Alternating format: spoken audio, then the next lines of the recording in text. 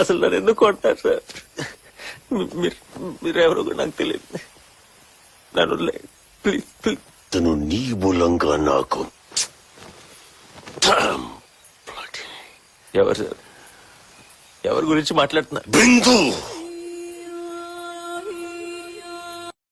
బిందు జోలికి రావద్దు, చంపేస్తా.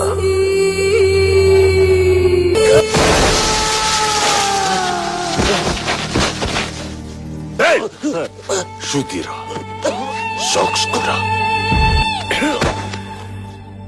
నీలోంచి ప్రాణం బయటికి పోవడం నాకు తెలియాలి. I love